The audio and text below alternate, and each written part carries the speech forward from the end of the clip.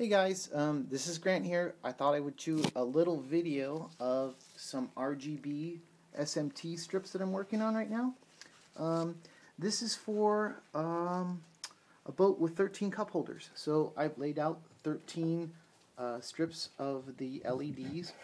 This came in a roll of 15 feet or 5 meters.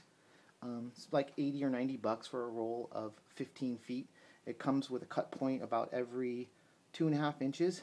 That's a common cut point right there. You can cut right through there with a pair of household scissors, and then all you need to do is cut this rubber or encapsulated waterproof coating off and reveal the contact points.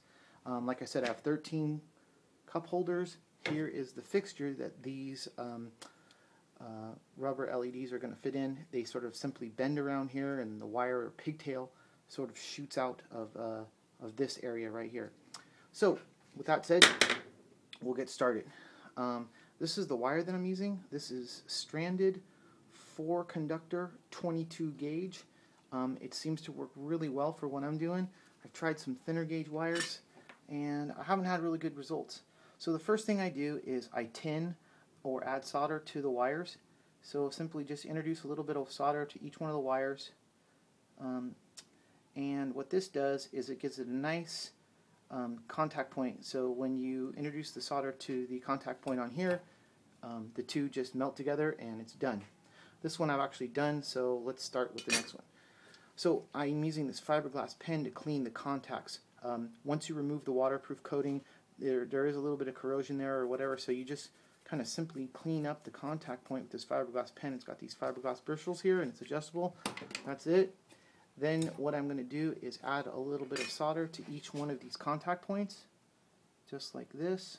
What I do is add a pretty generous little pool there, just enough for the wire to sort of be like a little igloo, and then the wire sort of just hides right into that. So what we do here is we'll take the wire that we've already tinned, and when you tin them, sometimes the shielding cuts back quite a bit, or it melts back. So the best thing to do is cut the wire back to where they're all even. You only need a little bit of wire sticking out. And so we'll take our wire. First wire is going to be yellow. And just heat up this contact point right here.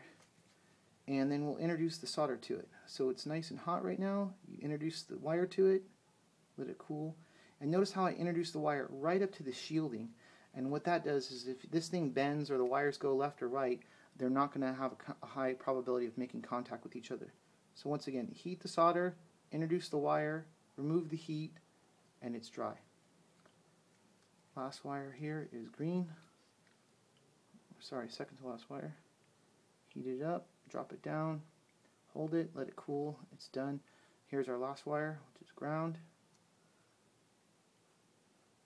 Done. Okay, we have 4 nice solid contacts. Then I have these hooked up to a controller already. So what I do is I test all my LEDs on the bench here, making sure that everything's working good. Let's turn it off and let it cycle through its programs.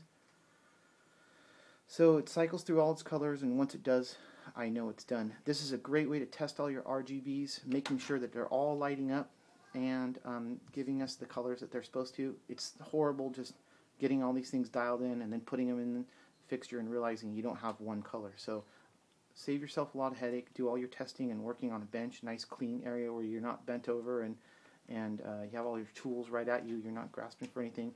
You can get a lot of work done in a short time. So that's it. Thanks for tuning in, and I'll see you next video.